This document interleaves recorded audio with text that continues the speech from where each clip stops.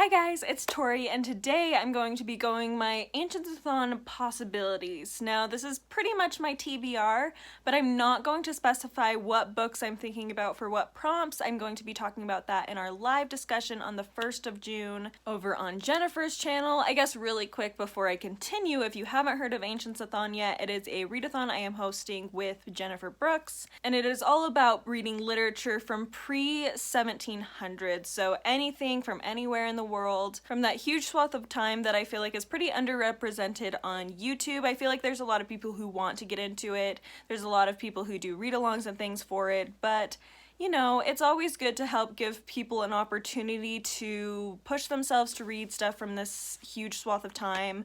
I don't want to call it a time period because it's kind of multiple time periods within this huge swath of time. But anyway, I feel like that's a huge swath of time that's pretty intimidating as far as literature goes, so I feel like this will give people an opportunity to read some of that literature that may intimidate them a little more on their own terms, where it's not like a read-along of a specific book that maybe you're not as interested in, or you're extra intimidated by and you'd like to start with something shorter perhaps. This will kind of give you the chance to read whatever you think you might like from this time period that maybe you just haven't gotten around to yet. So like I said, this is going to be kind of my possibilities. I'm definitely not going to get to all of the books on this list, and again, I'm not going to specify what prompts, therefore I'll specify what I'm going to be reading for the prompts in our live show a little bit more.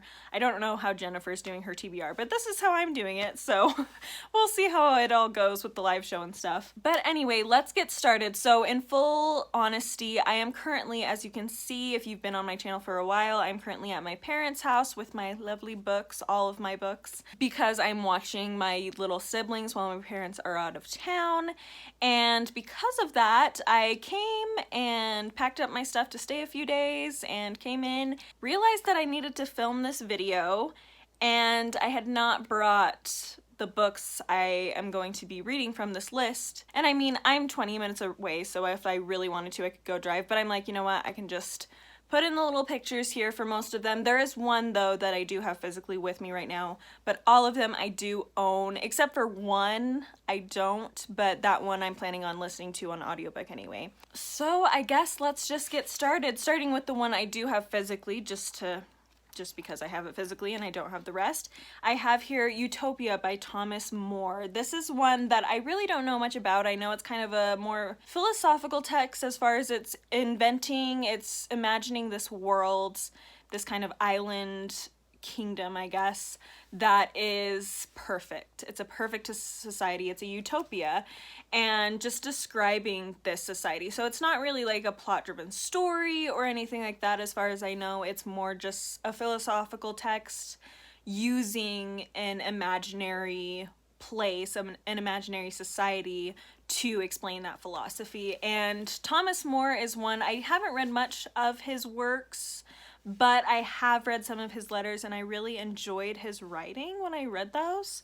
So I have been very curious to pick this up just because of that. And so this is one I'd like to get to during the readathon. Again, none of these I'm really sure. I think I'm more sure on like the ones I'm going to read for the prompts, which you won't know which ones those are yet. But yeah, we'll have to see if I end up getting to this one. Up next we have The Voyage of Argo by, I believe it's Apollonius, but again, here's the picture in case I got that wrong. But this is one that is a myth-based story about Jason and the Argonauts, the voyage of the Argo. I'm sure Medea comes into play in the story. And I haven't read it, and it's one I really want to read. I really love Medea, so I would love to get a little more background on her. I mean, I kind of know her background a little bit just from having read Medea and studied it a bit and discussed it in my class that I read it in. But you know, it's always nice to read a little bit more of a direct, like original tale, original version of it, just to get a little bit more of a strong idea of what exactly is going on with the story, if that makes sense. Then we have, of course, the Lais of Marie de France, and I've mentioned this in previous videos, so I'm going to just say this is definitely going to be on my list. I already have tabs in it to read a certain section each day up until I finish it, which it should take me about half the month based on how I have it set up. And I'm really excited to read these. I've read a couple of them already and loved them, so I'm excited to get a lot more into them. I really just want to expand my knowledge of Arthurian legends, and I feel like this will be a really good opportunity for a really good starting place for me to continue that journey. Continuing with the Arthurian legend theme, we have The History of the Kings of Britain by Geoffrey of Monmouth. This is one that I probably definitely will get to as well. It's a pretty short work, but this is the first, I believe, written down mention of King Arthur and Merlin, so that's really exciting. And I think it was published in the 1100s at some point, and I just really, really want to get to this one, so that's one that I most likely will get to. Then we have the Arrestia by, oh gosh, it's by Aeschylus, I believe. I'm pretty sure. Anyway, this one's also most likely going to be one I read. These three are pretty solidly on my TBR. Just because this one was in my Books to Books TBR. If you didn't see it, I had my family pick my books for the months of May and June. I only do 7 rounds, and most of them ended up being read in May, so that's why I don't have a lot on this list of that sort of a thing. But the Arrestia is one. Actually, I just remembered The History of the Kings of Britain was chosen by one of my brothers. So that's another reason why that's definitely going to be read. And then this one was chosen by one of my other brothers, and he chose this just because it looked interesting. And this is a trilogy of plays. I think it's the only lasting trilogy of plays we have. A lot of other plays were kind of brought out in trilogies, but this is the only one where we have the full trilogy in its completion, I believe. Could be wrong about that, but I think that's the case. And I don't really know much about it. I know part of it has to do with Agamemnon, who plays a role in the Odyssey and the Iliad, but other than that, I don't know much about it. So I'm very excited to pick it up. And yeah, it will just be great to continue in my journey through reading a lot of Greek and Roman plays, because I do really enjoy them, and I just want to read a lot more, so this will be great for that. While I'm on the topic of Greek and Roman plays, I also want to mention this is probably the lowest on my priority list, so it's probably the one I'm least likely to get to, but I do want to mention it because I do really want to get to some works by this particular author, and that's just a play by Euripides. I've read Medea by Euripides, and like I've mentioned a lot of times, I really enjoyed it, and I really want to get to more of his works. I have a copy of his complete works, but I don't really know what play I'd want to pick, so for this is kind of just like, I'd like to read one of his plays rather than a specific one in mind. I don't really have a specific one in mind, but I would like to read more of his works. Then we have a play from much later in this huge swath of time. We have Coriolanus by William Shakespeare. This is the only Shakespeare on this list just because I'm pretty good at reading Shakespeare regularly. In fact, I've had it a goal the past couple years to read Shakespeare regularly. And one of his plays that is on my Shakespeare goal for this year, I've been making a goal to read at least 3 each year, and I kind of name off specific plays that I want to read. And one of the ones that's on my list for this year is Coriolanus, and this most likely will be my choice for the referenced in another work prompt, just because President Snow in the Hunger Games is named Coriolanus. I'm assuming based on this because a lot of the characters in the Hunger Games get their names from literature, which is very interesting, and I haven't read this one, so it's one that I figure it was already on my goals list.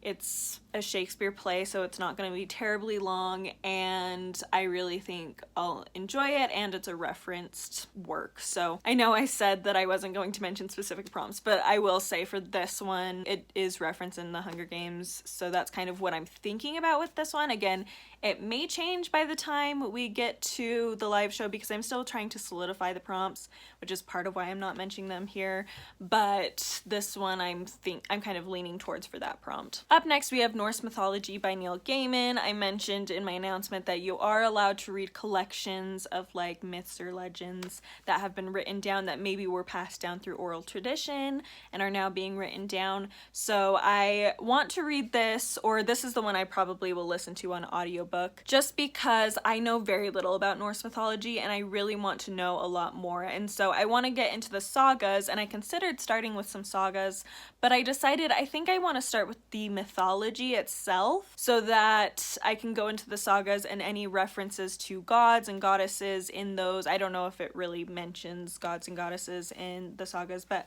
I wouldn't be surprised if it did. And if it does, I feel like I'll have a little more background with starting with this as opposed to a saga, and then I'll probably go into the sagas later on. But I'm going to start with Norse mythology by Neil Gaiman, and I've heard from Jennifer Brooks actually that this is a really good collection of Norse mythology.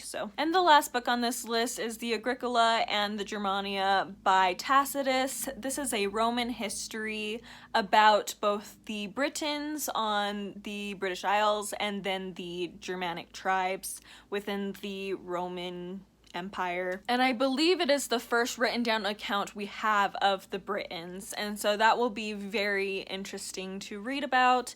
And this is one that I recently actually purchased, but it really has intrigued me, especially because I do have such a soft spot for the British Isles and the Britons and a lot of the different peoples that have lived there over the years. Clearly, I don't know if you noticed, maybe you didn't, I feel like I have a good amount of Greek and Roman things on this list too, but I do kind of have a soft spot for medieval literature. That's kind of more my area. I wouldn't say of expertise. I definitely have so much more to read. It's just kind of my preferred area. Honestly, I've probably read the same amount from both, so I wouldn't say it's the one I'm more well versed in, but it is the one I do find myself preferring. I do like Greek and Roman literature a lot as well, but I do really like medieval literature and Renaissance literature.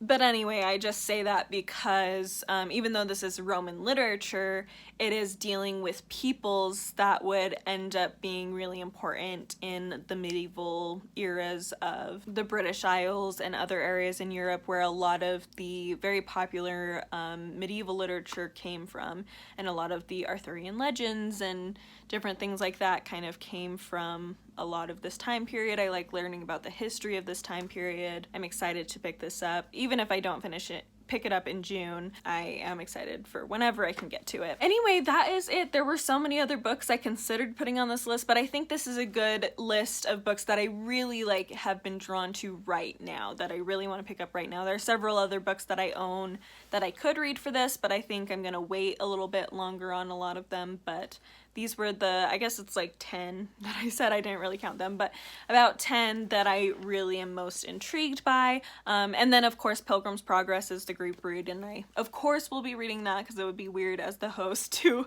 choose it because I want to read it and then not read it. So I mean, if I DNF it, that's a different matter, but if I don't even try to read it or don't even plan on having it on my TBR, that's a little odd. So anyway, of course I will read that, and then all of these, we'll see how it goes. Let me know down below if you've read any of these, your thoughts on them, if you're participating, what you're planning on reading, as I would love to know. Be sure to like this video and subscribe to my channel if you would like to. I do post regularly, at least once, maybe twice a week, depending on how my life is going, but I do post regularly, so be sure to subscribe if you would like to, and I will talk to you next time. Bye!